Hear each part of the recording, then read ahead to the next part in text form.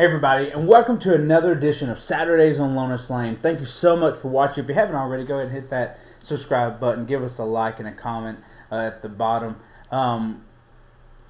We just finished watching the College Football Selection Committee give their top 25.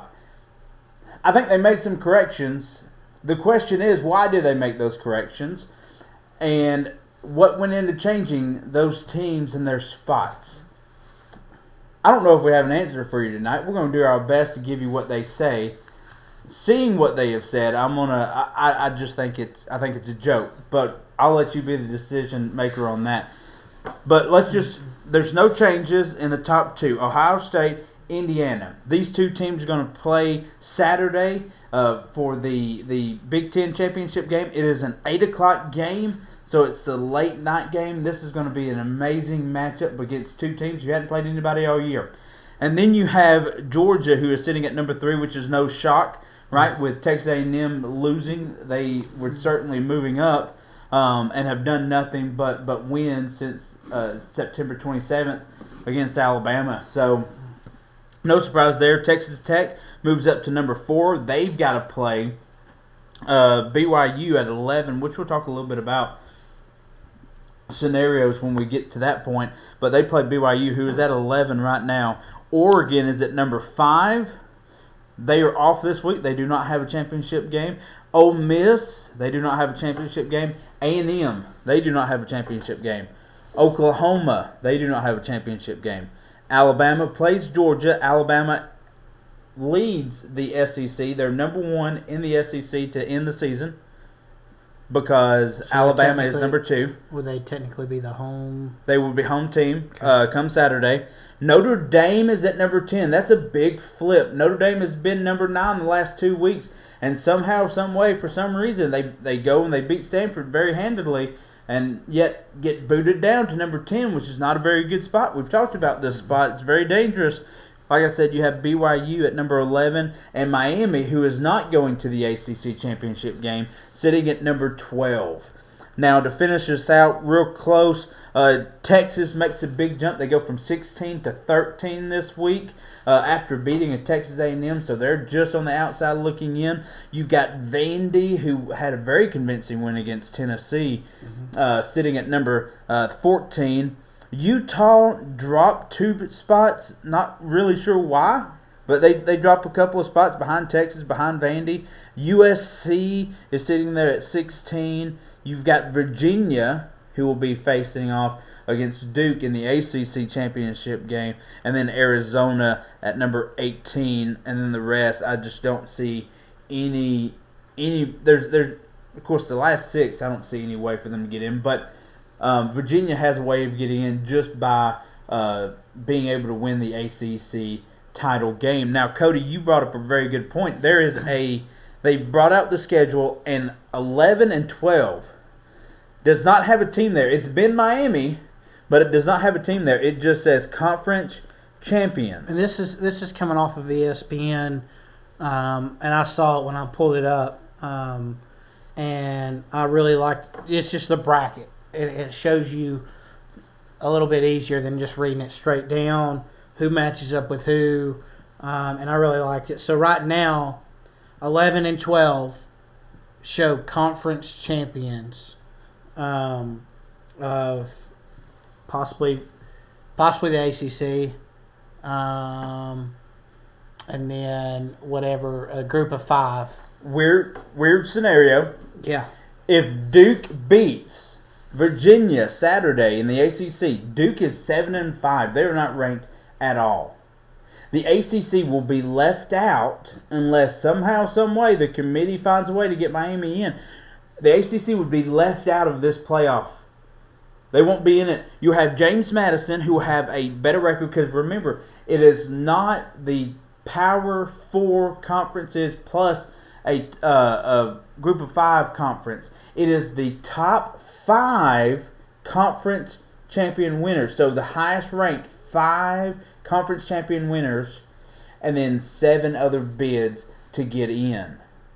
So that would leave, if Duke was to win, there's a possibility that you have Tulane and James Madison in, and the ACC completely left out. That is nightmare scenario one that we'll talk about tonight. Because, Cody, could you imagine an ACC team not getting into this playoff? Well, obviously the game's got to be played on the field, but I think Virginia.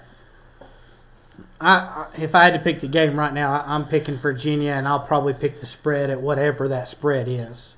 I think Virginia's just playing that well right now, but Duke has played very well as of late as well. Yeah, but I'm not sure on Duke.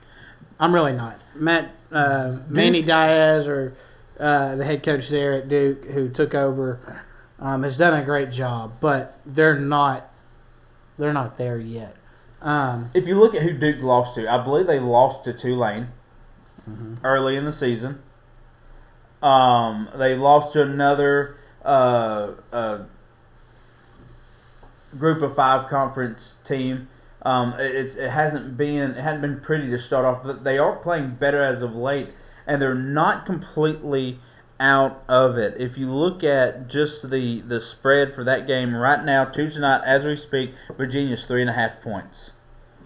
Virginia is 3. That is a very close for a 7-5 and a 10-2 team. They're not giving. What's the average mortgage rate or mortgage right now in a house?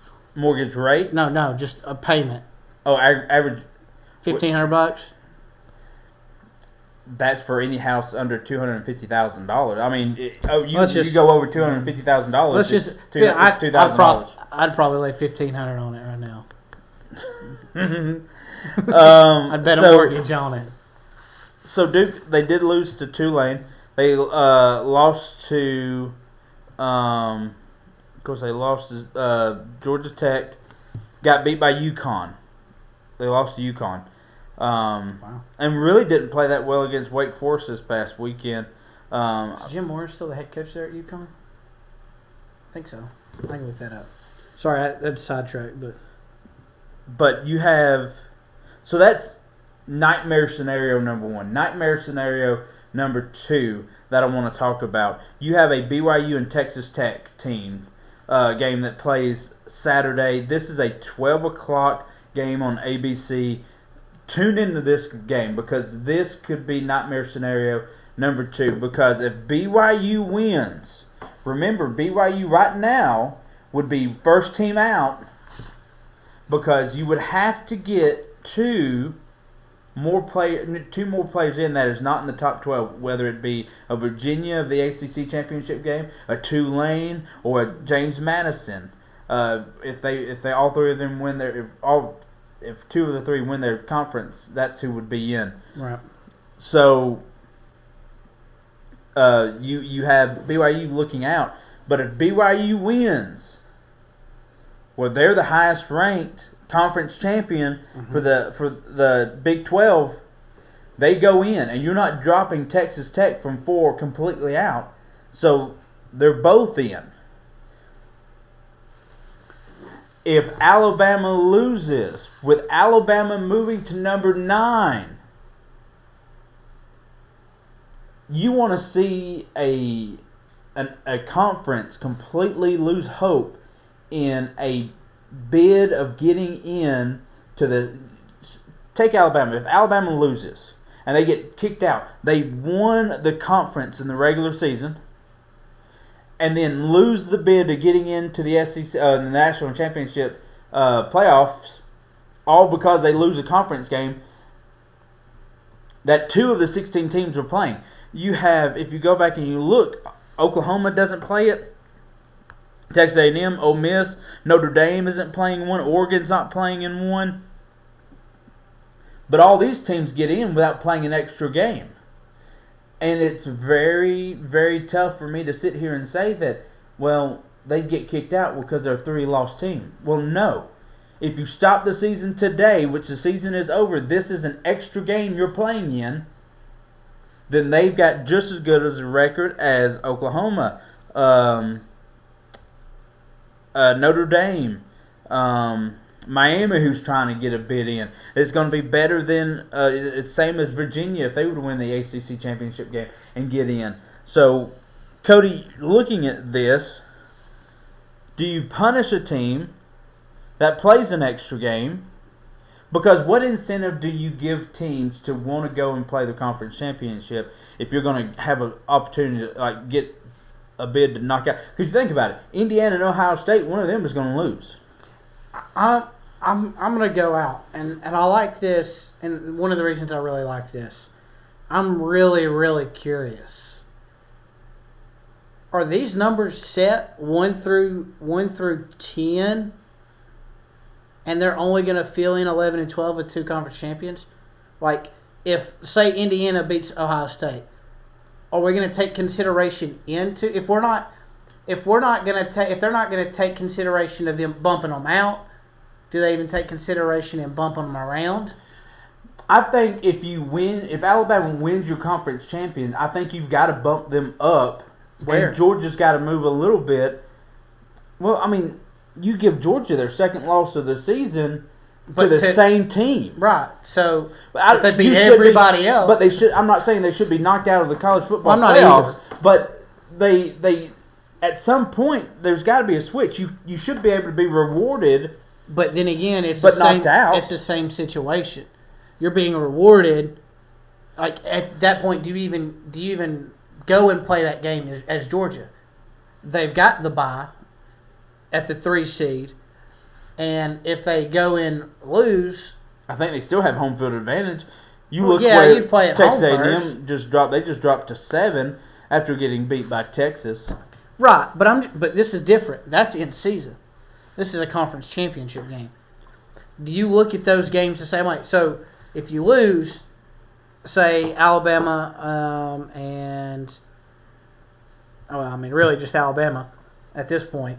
Well, like I said, you have Texas Tech and BYU. But Alabama's the only one that's close enough to really drop all the way out.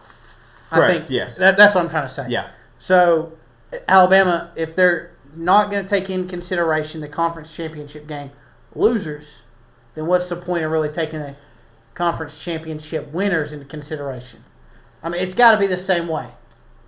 Like I said, it should help you to win your conference championship, but not hurt you to lose it. Like, you should be able to, if Alabama wins, they should definitely move up, because... Where do you put them then? You'd almost have to put them at number 6 and drop everyone down a spot. Because these are really, you could even throw them up there to number 5 because Oregon doesn't play anybody. They won the SEC. Now, I'm not saying you got to drop Georgia all the way out either. I mean, I think then Georgia who do you put at 3? Still, or who do you if put, Texas Tech wins, Texas Tech should be at number 3. Well, right, but then who goes to 4? Georgia? Well, you probably look at number 4 being Indiana or Ohio State, depending on who wins or loses that game. Well, I still think they stay 1-2. They've been 1-2 most of the year. Win or lose. I mean, if Ohio State loses to Indiana, you think they just flip? Well, maybe. I mean, if that's what they do, regardless, I think those are your top 4 unless Texas Tech loses big. But even then, you're moving Oregon in. I think that's the way the committee sees it right now. And I think if they, I don't know. It'd be hard. All right. So, would you think an Oklahoma would be booted out before an Alabama playing that extra game? No, because of the head-to-head with that game, with the same record. Throw head-to-head out the water. Look at how close Notre Dame and Miami are. I don't care. You can sit here and you can say, well, Notre Dame is not the same team. Well, put them on the field right now with Miami and let's see. But that's the thing. What you saw is what you got. It was the first game of the year. Miami beat them. Yes, it was in Miami. How many games did Miami lose? 2. 2. To who? Louisville and who's the other one? Okay. Now I'm not even worried about it. Georgia Tech? Not Georgia Tech. They lost to SMU. SMU. All right, so not great powers. Okay, who did Notre Dame lose to? Let's Miami. look at strength of schedule. I would think not. Notre Dame's is higher, right? No. Let's see. Playing at Texas A&M, playing at USC. I would say the strength of schedule is probably a little bit higher. I'm looking real quick. That's not going to help me out any. So I don't. But you've got the head-to-head. So you either take head-to-head in consideration or throw it out the window. If you look at strength of schedule, Miami is at 44. Notre Dame is at 42.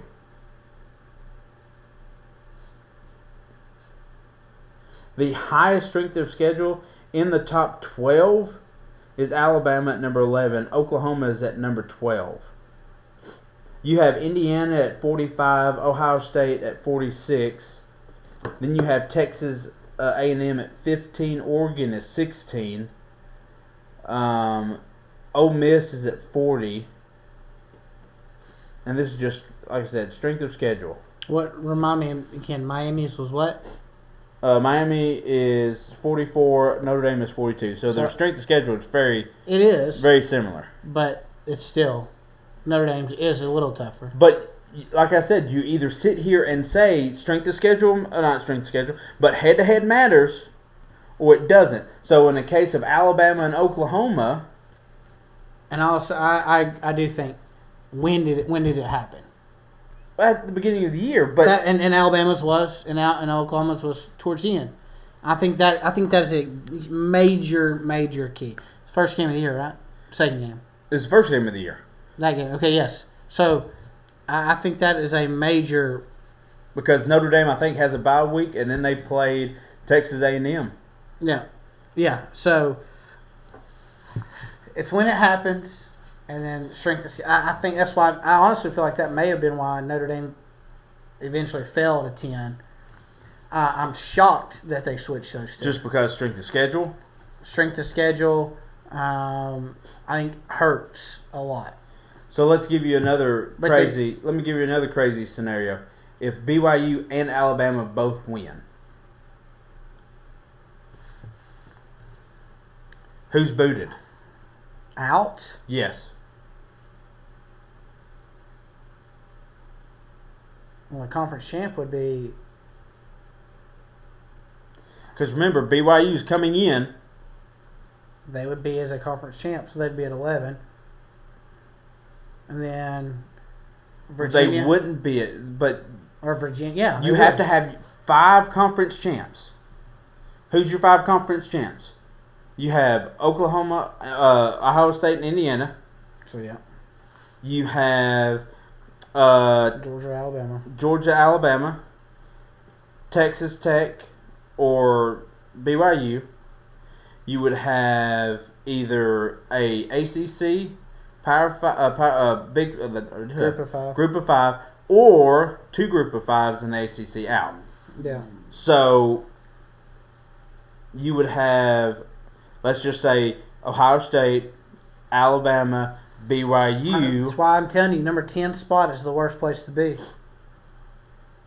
But the number 9 spot's not even a good spot right here. Because think about it. Georgia's going to get in if Alabama wins. That's just a guarantee.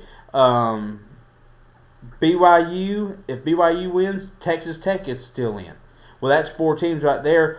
Ohio State, Indiana, they're both going to stay in. You only have to drop one out, though. You would only have to drop one of them out. You'd have to drop 2. No, because Alabama's already in. So you're only dropping 1. If you're only adding BYU and Alabama's already in, you're only having to drop 1. You would only drop the 10th. Right? If there's an ACC and a group in the highest group of 5, and then you've got your 11 and 12 as your conference,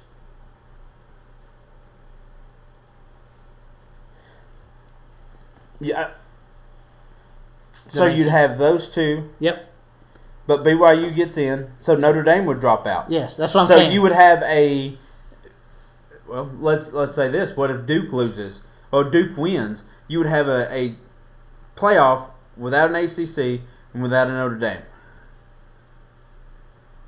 How crazy would that be? Yeah, because you, like you said, you have to have 5 conference champions. So, nightmare scenarios all over.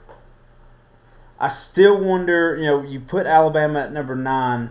What do you do with them if they lose? Which, watch us tomorrow night. We'll give you what our rundown on what we think is going to happen in the game for Georgia and Alabama. Rematch number 2. Not number 2, just a rematch from earlier in the year. It still looks like they're trying to get Miami up there. Texas makes a huge leap. Only chance Miami gets in, and this is with Lingerfeld and Twins. We all just talking about this earlier. One twin thinks that they're going to sneak Miami in somehow, and then Lingerfeld brings up a pretty good point, and I agree. Only chance that Miami has is if Bama, Virginia, and BYU lose, and then they choose to jump Miami over Bama and BYU. A team that doesn't play in a conference championship game versus 2 teams that have to play an extra game and get penalized for it. Like I said, if you do that, you completely delegitimize the conference champion game. Nobody's going to want to go because they can completely lose the opportunity to go. Which, when all of this started, that was kind of the thought that it was headed that way, to drop in the conference championship game. But then again, you have people who are able to get in Because of it. Yeah. Because right now, if you just took the top 12 and threw in a Power 5, you leave the ACC out. Not Power 5, but Group of 5. You lose Miami anyways. Yeah. ACC is out. At this... Yeah, at the numbers. So... If that were the case, I think Miami would already be in the top 12. If it weren't for the conference championships, they would make sure they were in. We'll wrap it up with this question. The last 2 weeks, Ole Miss has dropped. And then this week, after losing their coach, they jump a spot. Well, they jump a spot because A&M falls. Well, I get that. But, the question was, and I know we talked about this last night, is how will losing Lane Kiffin... Now, we got news today that Charlie Weiss Jr. will be coaching in the playoffs. Lane gave him the thumbs up to go do that. Ole Miss, somehow, some way, I don't know what's the difference between having Charlie in the locker room and Lane in the locker room, because he's already committed to LSU. So... that's awkward for me, but hey, whatever. But you lose your coach. Now, Florida State fans are losing their minds because you lose your quarterback. Mm-hmm. You play a couple of games without him, win the ACC championship game, and yet you're not good enough to go to the college football when it was just 4. Alabama gets the nod, who didn't win their conference, and here's a team where you don't know what they're going to look like without their head coach, and they gain a spot. So it's very interesting to me. It doesn't look like the playoff committee is taking that much into effect with Lane Kiffin being gone. But not having a head coach. Not having a head coach. Well, they have a head coach. I think it's a horrible hire, but...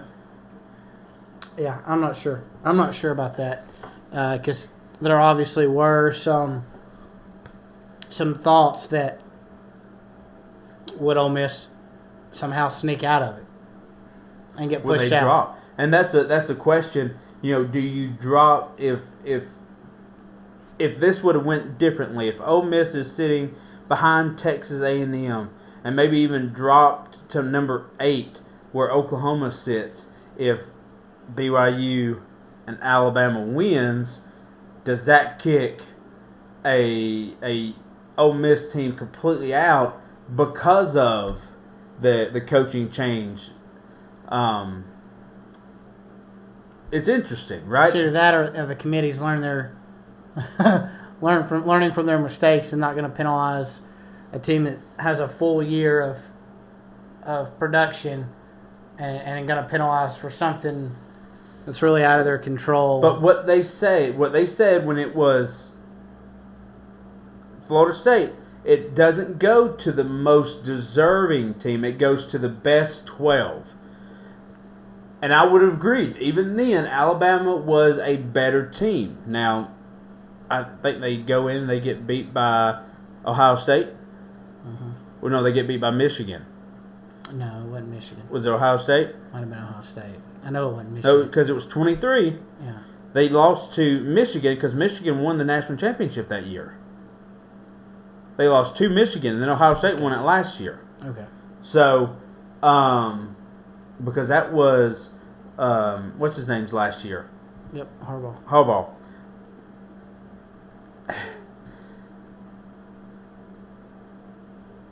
I don't know if there would be a right way for the committee to do this and us not sit here and question them.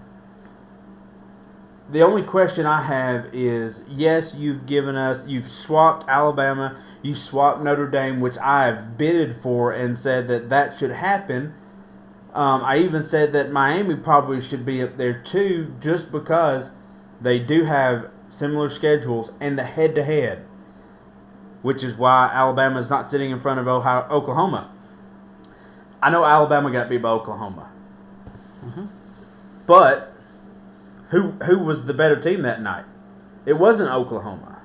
I know on the scoreboard, you can argue with me all you want. Oklahoma won on 3 turnovers and 180 yards of total offense. I think it was 206 yards of total offense. And Alabama did 400 yards of total offense. It wasn't even close. But 3 turnovers killed Alabama. Mm-hmm. And that's all that's all that mattered. So if you're going to put head-to-head there, you got to put head-to-head against Notre Dame and Miami. The excuse for Notre Dame jumping behind Miami is the rivalry game on the road, seeing Alabama go for it on 4th down and being successful in the face of adversity. That was one of the things. I just find that absolute garbage. I find it absolute garbage. You cannot sit here and tell me that is the reason why Notre Dame gets jumped by Alabama. I think it's right. I think Alabama is a better team than Notre Dame, and deserves to be in that spot because of strength of schedule. But I think you're trying to throw cover over our eyes. You just, Cody, what's your thoughts? I don't know. I think it's hard. I think Notre Dame's played well. Granted, their strength of schedule is not near as high as some of the teams in that top 12. But they win. And they've won all the games they're supposed to. They were basically playing for their life the rest of the year, and they won. And their best signature win is against the 16 USC team. Right. And that's fine. I'm not saying that. But they basically went. They started out 0-2. They had to win out. Oh, absolutely. Had to win. And what did they do? And people doubted that they would even make it to this point, but they've been in the top 12 the whole time. They haven't been kicked out at all. So they didn't have to battle back. They were already there. So it makes it tough. Look, I don't think this committee could do anything right, no matter how they put it in there. Somebody's going to be arguing. And the question that was brought up to me today, and we're going to close on this, is, you could go to 16 teams. Well, if you go to 16 teams, 17, 18, 19, and 20 is going to be upset at you. At some point, you got to call it off. Not everyone is deserving to get in. And I think the biggest thing that you need to do, and what we've talked about here on the show, is you've got to make it the 12 best teams and forget about this select five. What is it? Group of 5. Group of 5 teams, because you've got teams that are 20 and 23 who are looking at getting in over all these other teams who are sitting there. You, like I said, you've got a Texas, yes, with 3 losses, but just beat the top 3 team in the country, who beat Notre Dame, and they're sitting there. You've got Vandy, who looked very good against Tennessee. You have just a couple more that are down through there. You have a Michigan, who I know just got beat by Ohio State, but they've been playing pretty good as of late. And then at 20, you've got Tulane, who can get in. And at 25, you've got James Madison if Virginia can't beat Duke. And I don't think that's right. And I know you're trying to be inclusive, but I think it should be, I hate to say most deserving, but the best 12 teams should be in the college football playoffs, not, well, let's throw this team in because they need a representative. It's a bad game. Mm-hmm. It's a bad game. We wouldn't watch that game if it was a regular season game. Why would we put it in for a playoff committee? I don't know, but I think that's one thing that needs to change. But adding more teams into the playoffs just clutters it up and makes it tough. You're rewarding people for not having a good season at that point, because the play on the field throughout the season has got to matter, and it doesn't if you just dilute the playoff. Right. So, guys, thank you so much for watching. As always, we're so glad to have you. Hit that subscribe button, give us a like, leave us a comment, and just remember, it's always Saturday on Loner Slang. Thanks, guys.